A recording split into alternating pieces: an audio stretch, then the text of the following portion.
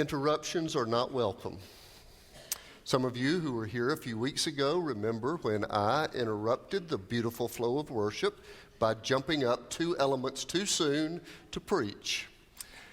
And then after about 3 minutes into the sermon, Dr. Nelson interrupted me to tell me it was not my time to preach. And everything was kind of a mess.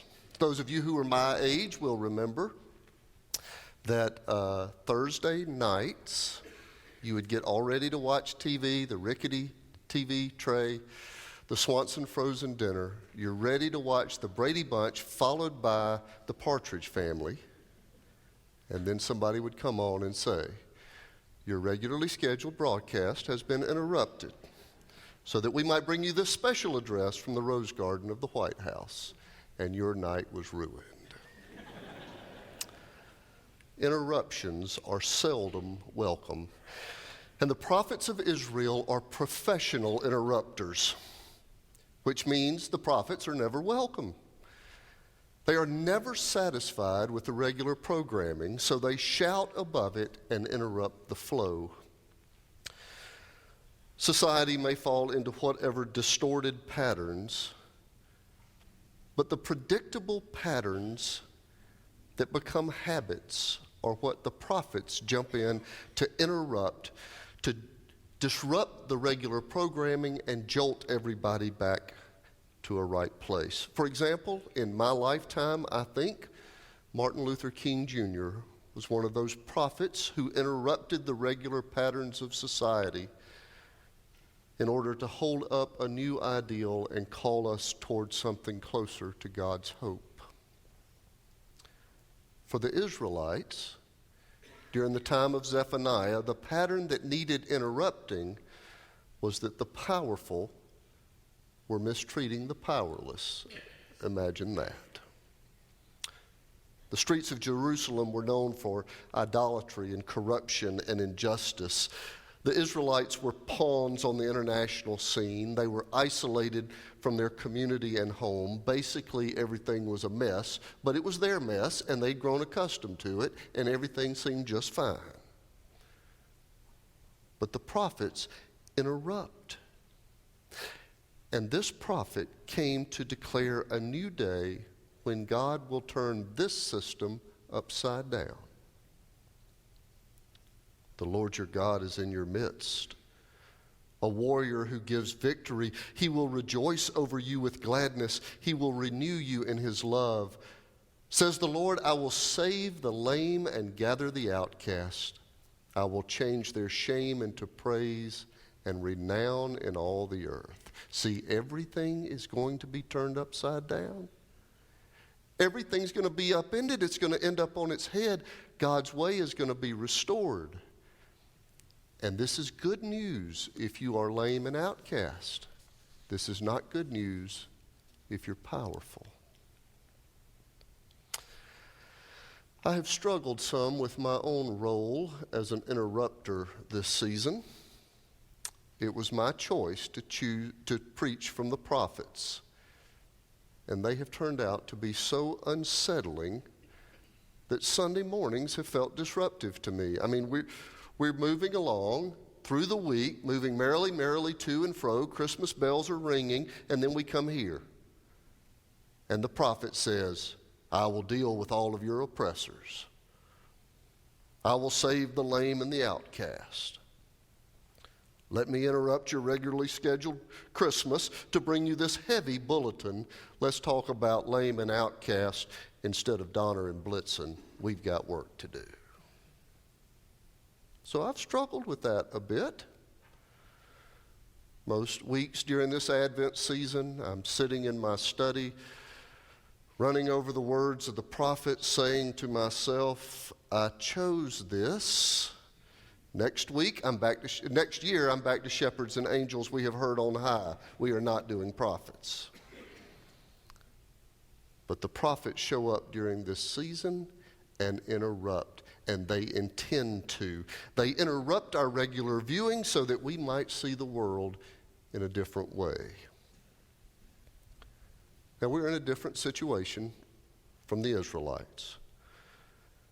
We're not a powerless people. We're not pawns on the international stage. We are not, at least as a people group, isolated from community and home.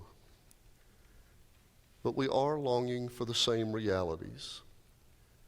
We are leaning on the same hope that if God can restore a nation, then God can restore us too. And it's not too much of a stretch to find ourselves in the story. The scripture says that God will save the lame and gather the outcast. And the truth is, lame and outcast might be closer to our reality than we want to admit it is. Now, the lame of biblical time were kept from meaningful work because so much of the industry of that era was driven by physical labor. It meant the lame were excluded. Now, most orthopedic injuries can be fixed and rehabbed, but in that day, to be lame meant you struggled for meaningful work. And, according to Leviticus, the priesthood was excluded to people who were lame.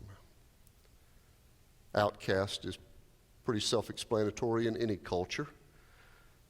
The outcast are those who are pushed away from relationship by those who are in power.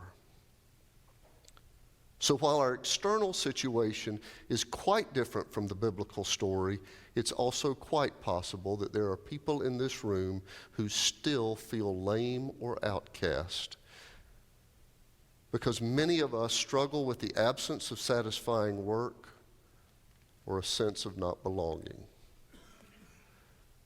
Some of you have seen this clip from The Tonight Show. It was 1969. Dean Martin was on, George Gobel. George Gobel looks at Johnny Carson and says, "Did you ever get the feeling that the world is a tuxedo and you are a pair of brown shoes?" That's how some people in this room feel all the time. Excluded and out of step. Like the cheese and the farmer in the dell, standing alone apart from the rest.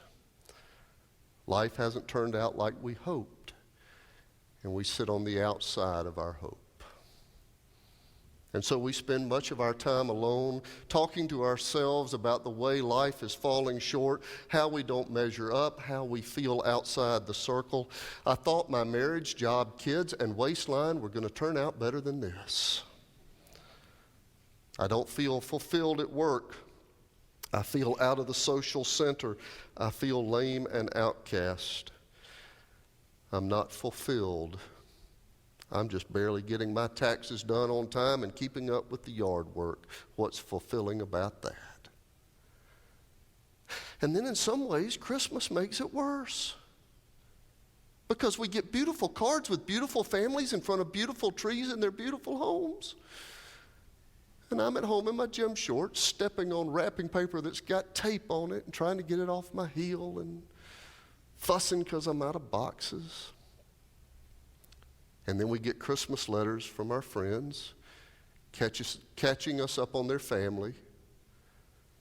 Our grandson, Colton, decided to delay his first year at Yale so he can build wells in Uganda. But the good news is they're still guaranteeing his football scholarship. We are so happy for Stephanie. Even though she misses her friends at MIT, she has just started dating one of the other young astronauts, and we're excited to meet him this Christmas.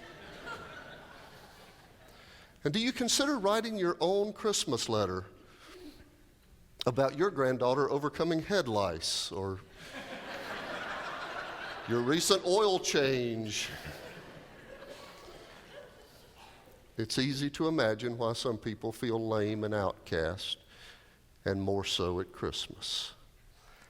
And then every party you attend looked like it was hosted by Martha Stewart or Norman Rockwell or the founder of Pinterest. And your den looks like the place where the reindeer wait for Christmas Eve. And you go to the mall, and every cherub child in line to see Santa is smocked and charming, except the two you brought. And your son is trying to wipe his nose on your daughter's dress and she's screaming. And nothing seems to be like it should. And the prophet is addressing those who feel outside the circle. Those who feel like brown shoes, the lame and the outcast. But more seriously, this prophecy forces us to take seriously the truly marginalized at Christmas, those who are seriously outside the circle. This prophecy is somewhat different from other prophecies because it doesn't just talk about the day that's coming. There is a current and future celebration in the prophecy. The Lord is in your midst. He will renew you in his love. The prophet is preaching to the beaten down remnant. He is preaching to the brown shoes, and he declares that there are great things right now, but there are also great things to come. And when he starts talking about it, he rattles it off as though he were a first grader trying to explain Disney World. It's just so wonderful. He comes jumbling so fast and big and in no particular order, the things that are already. These are the gifts to the beaten down community. The Lord is in your midst, Emmanuel, God with us. And the prophet says, this is what already is.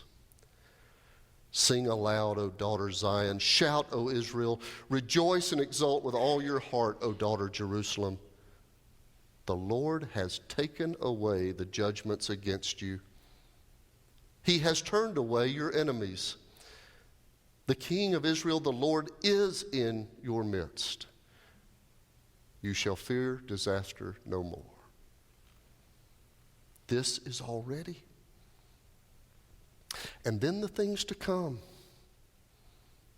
In this Advent season of waiting, listen to the things to come. On that day, it shall be said to Jerusalem, do not fear, O Zion. Do not let your hands grow weak. The Lord your God will rejoice over you with gladness. He will renew you in his love. He will exult over you with loud singing as on a day of festival. I will remove disaster from you so that you will not bear reproach for it. I will deal with all your oppressors at that time. I will save the lame and gather the outcast. And I will change their name into praise and renown in all the earth. At that time, I will bring you home. And so we celebrate what is and what is to come. The kingdom both here and not here, both present and not yet. Do you want to work in a place that has work worth doing? And do you want to belong? Are you tired of being lame and outcast? Well, let me tell you what is and what is to come. According to the prophet, this is what is. The Lord has taken away the judgment against you. You are forgiven. You are free. By the power of God's love, you are already redeemed. God is in your midst. And this church is your home. In this place, you matter. In this community, you have work worth doing. We work together to be partners in what is to come in God's hope. So Zephaniah proclaims, the Lord is in your midst. And I'm aware of it every time we're together in worship. I'm aware that there is a presence among us and between us that binds us to each other and calls us to better versions of ourselves. I've seen it throughout the Advent season.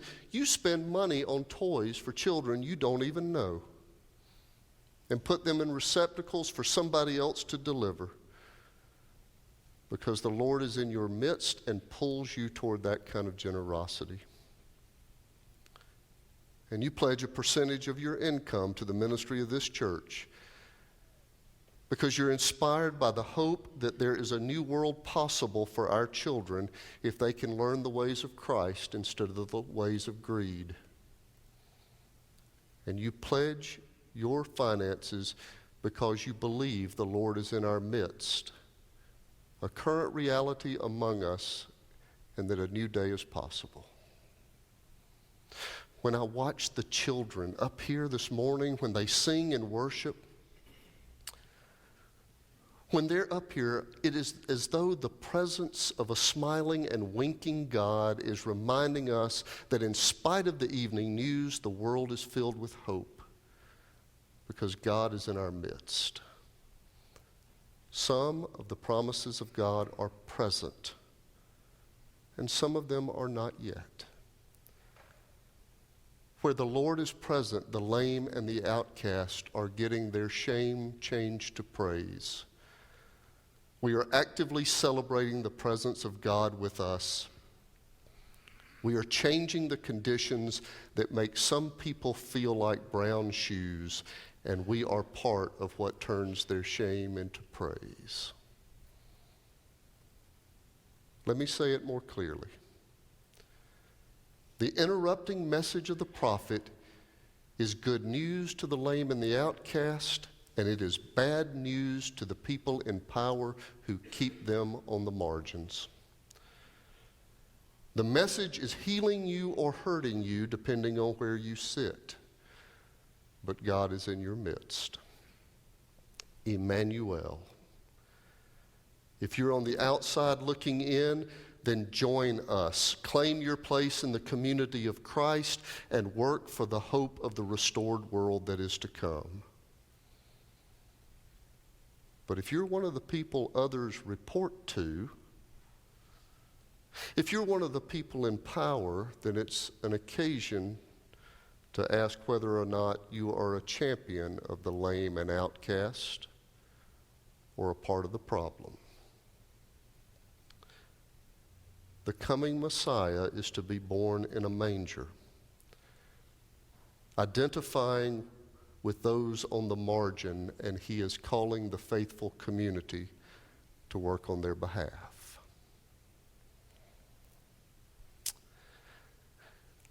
Melissa and I have been to 10 Christmas parties this holy season, which helps explain why my coat doesn't button. At one of them, there was music coming through the television. It was a music station. And then there were questions on the screen that were related to Christmas. Did you know that both Humphrey Bogart and Sissy Spacek were born on Christmas Day? There were questions about popular toys. Did you know that the Slinky sold out in 90 minutes the year it was introduced? 1984, the rush was on Cabbage Patch Dolls. But 1987, the craze was the Where's Waldo books. Do you remember? The Where's Waldo books had these illustrations of all this noise and dense illustrations with all of this mess, but somewhere in the illustration was a picture of a figure with a red striped hat. And you had to kind of sort through all of the noise, all of the activity, all of the busyness to find Waldo hiding right there in plain sight, right where he was all along. My challenge for you this last week of Advent, just 5 days, see if you can find God in the midst of the busyness and noise this week.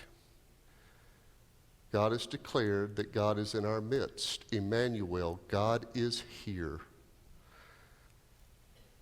Watch a child. Give a gift that can't be reciprocated. Listen to music that soars. Work for justice. Look carefully. Look. See if you can find God in your midst. It's true that God is coming. But it's also true that God is here. I'll give you a hint. If you're trying this week to find God, look for the brown shoe, and God will be close by. Do you want to join us? Do you want to join us in the celebration of what it means to work for justice and the kind of world that God has created? To be a part of the present celebration of God in our midst and working for the hope of what God is doing in the world? If so, respond when we all stand and sing our hymn of response and join us in this great, great victory. Let's stand and sing together.